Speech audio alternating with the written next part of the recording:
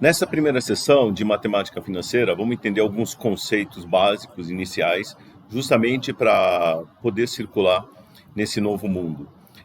A matemática financeira, na verdade, é muito simples. É matemática, e a matemática, assim, com conceitos básicos, o máximo que se usa de assim, uma multiplicação, uma divisão, uma exponenciação, justamente para trabalhar com problemas financeiros. Então, ela não é uma outra matemática, mas é simplesmente uma matemática aplicada a situações financeiras. E essas situações financeiras, elas têm algo em comum, que é justamente trabalhar com juros, ou em alguns casos se chama custo de capital, ou remuneração do dinheiro, ou taxa mínima de atratividade. Então, você trabalha com algumas taxas de remuneração, taxa de retorno, justamente para fazer as suas análises financeiras. E é para isso que serve a matemática financeira. Então, tem alguns conceitos, vamos dizer, alguns jargões especiais que nós vamos discutir. Então, juros simples, juros compostos, juros nominais, juros reais, questão da inflação, dentre outros sistemas de amortização, que são problemas do dia a dia justamente para quem resolve financiar um imóvel, financiar um automóvel, vai investir em no mercado financeiro, no mercado de capitais, em algum título, alguma ação, alguma debenture, ou fazer algumas operações na empresa, como um desconto de duplicatas. Matemática financeira é isso, basicamente. Então, vamos começar discutindo esses conceitos iniciais. Primeiramente, matemática financeira, algo que é muito importante, é a ideia do juros. O que acontece com os juros? Quando a gente fala só juros, a gente está falando de dinheiro. Quando a gente está falando de taxa de juros, a gente está falando de um percentual, uma remuneração. E a ideia dos juros é justamente isso, uma remuneração ou uma recompensa por você ter aberto mão de alguma coisa. Então, o que é abrir mão de alguma coisa? Eu poderia muito bem pegar o dinheiro que tenho na minha carteira ou na minha conta no banco, na minha fintech, e ter pego esse dinheiro e consumido alguma coisa. Então, poderia ter ido em alguma loja ou algum site e consumido alguma coisa. Eu resolvi pegar esse dinheiro e, por exemplo, emprestar para algum amigo ou aplicar no banco. Quando eu faço isso, eu estou abrindo mão de um consumo hoje, ou seja, alguma coisa que eu podia estar comprando, aproveitando agora, para ter um ganho no futuro. E essa é a ideia dos juros. É a remuneração que você está tendo, que você faz jus, justamente por abrir mão desse capital, desse dinheiro que você tem hoje. Em contrapartida, você está esperando, olha, já que eu tenho um determinado dinheiro hoje, que eu vou chamar de capital, eu quero ter alguma coisa, uma recompensa no futuro. E essa recompensa se chama juros. E o que eu quero receber no futuro? É esse capital que eu tenho hoje, mais essa recompensa que é os juros. Essas duas coisas juntas a gente costuma chamar de montante. Então, primeiro a gente tem que entender que a ideia de juros é uma remuneração. Remuneração por abrir mão de um consumo ou por abrir mão do que a gente chama de liquidez. Liquidez é o dinheiro que você tem ali no bolso, tá certo? Disponível naquele momento. Então, eu às vezes vou falar o seguinte, olha, eu não quero comprar nada, mas tem alguém que está precisando de dinheiro, eu vou emprestar para ele ou eu vou investir.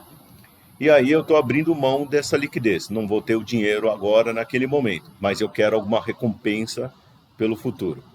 Então, essa é a ideia dos juros.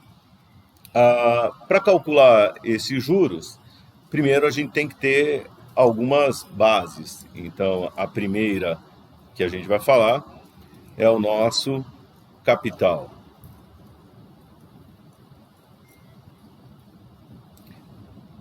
Capital é aquele dinheiro que eu tenho hoje. que eu vou pegar e justamente usar para determinados fins. Eu vou emprestar, aplicar. Com base nesse capital, o que acontece? Eu vou aplicar, vou emprestar para alguém para ter essa remuneração, esses juros aqui. Então, esses juros, que é essa recompensa, como que eu vou calcular? Esses juros eu vou calcular da seguinte maneira. Eu tenho uma taxa de juros. Essa taxa de juros, esse percentual, ou em alguns casos vão chamar de custo de capital, ou remuneração do dinheiro, ou taxa de rentabilidade. Essa taxa de juros, para calcular, a gente vai aplicá-la sobre ou melhor, para calcular os juros, a gente vai aplicar essa taxa sobre o capital, que era aquele dinheiro que a gente está participando aqui da operação. Tá ok? Também a gente pode encontrar esse capital, vou colocar aqui em dois nomes. O nome que se encontra muito comum em inglês, present value, ou em português, valor presente.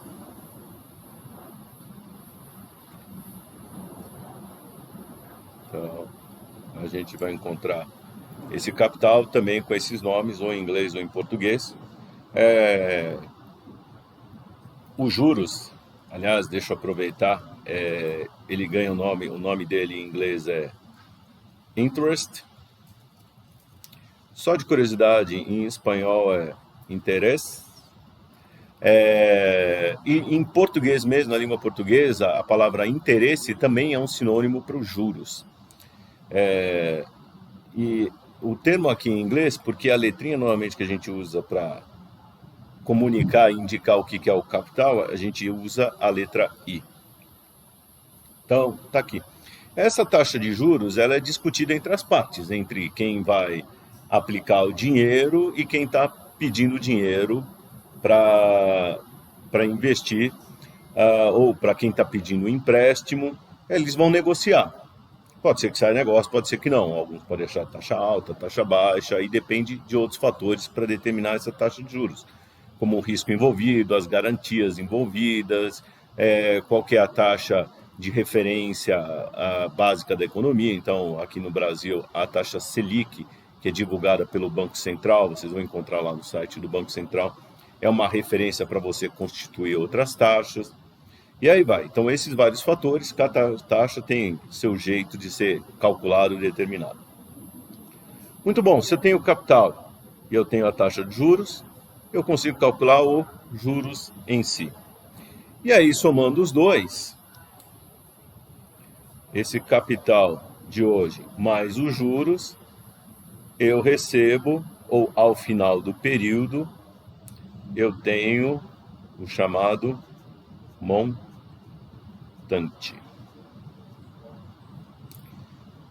que ele vai ser justamente a soma do capital mais esses juros que a gente calculou aqui. Então, eu já estou usando aqui as letrinhas para indicar cada uma dessas variáveis. Então, o capital, vou usar a letra C, assim como os juros, a letra J, e para o montante, seguindo o padrãozinho, a letra M. Tá ok? Para a taxa de juros aqui, a gente, que em inglês é interest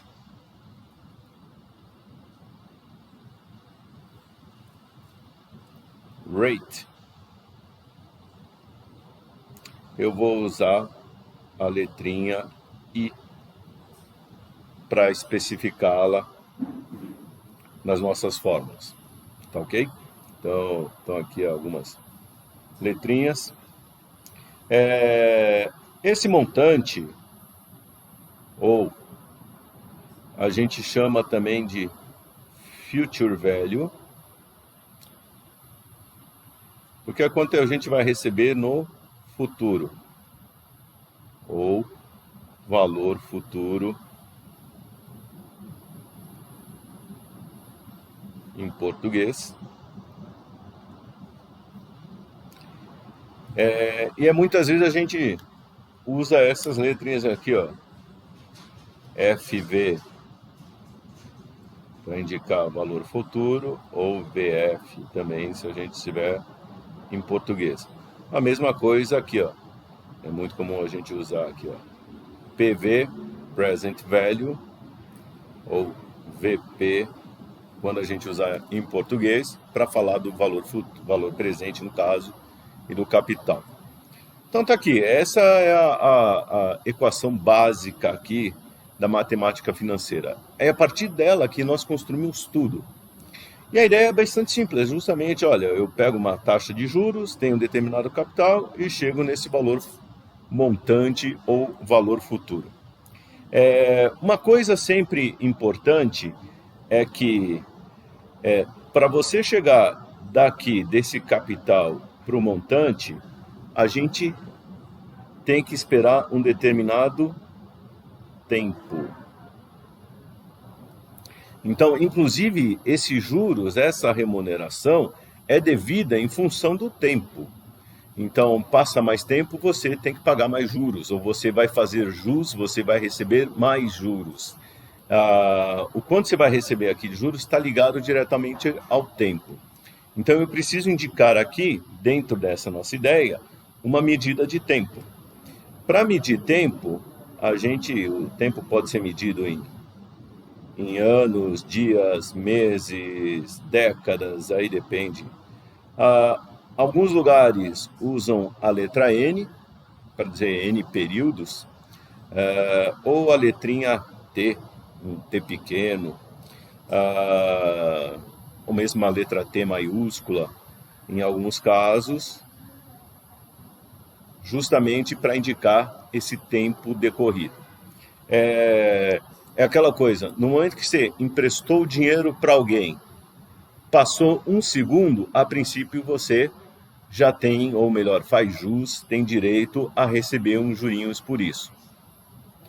Claro que normalmente por um segundo você não vai cobrar alguns minutos, mas dentro do mercado financeiro, por exemplo, existem empréstimos ou operações de curtíssimo prazo, de um dia só. São as operações, por exemplo, envolvido, quem já ouviu falar, o CDI, são títulos que são remunerados diariamente. Então, a taxa deles é uma taxa diária. Até de curiosidade, ela é denominada em anos, mas ela é praticada diariamente. Então, todo dia você tem uma taxa DI, que é a chamada taxa dos depósitos interfinanceiros. Para quem quiser localizar, é só entrar no Google e digitar, por exemplo, ou entrar no site da B3, que é a bolsa, e lá você pode consultar qual que é a taxa DI desse dia, tá ok? Em alguns outros sites do mercado financeiro também estão disponíveis. Então tá aqui. Essa é então a equação fundamental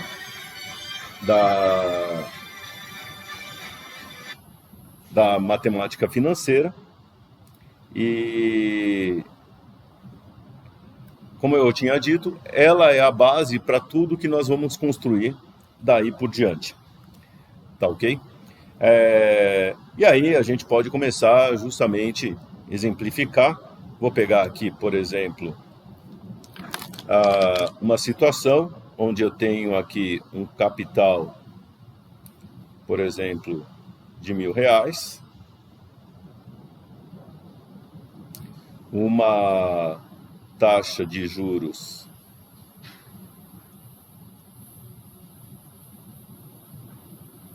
de 10%, tá ok? ao ano. Essa letrinha assim, essas letrinhas AA, quer dizer ao ano. A gente sempre que especifica a taxa de juros tem a questão do tempo. Eu tenho que dizer de quanto essa taxa é cobrada. Então, que forma ela é cobrada. Então, por exemplo, 10% ao ano.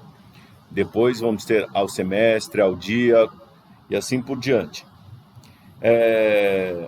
E aqui eu vou ter o período da operação, é um ano.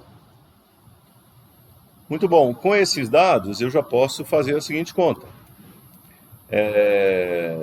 Para saber quanto que eu vou receber ou espero receber, porque existe uma coisa chamada calote, quando você empresta o dinheiro para alguém, ela pode não pagar ou não pagar totalmente, ou às vezes se você investe nem tudo dá certo. Então, por isso que essas taxas, assim, é uma coisa, a gente está falando de futuro, é uma taxa esperada.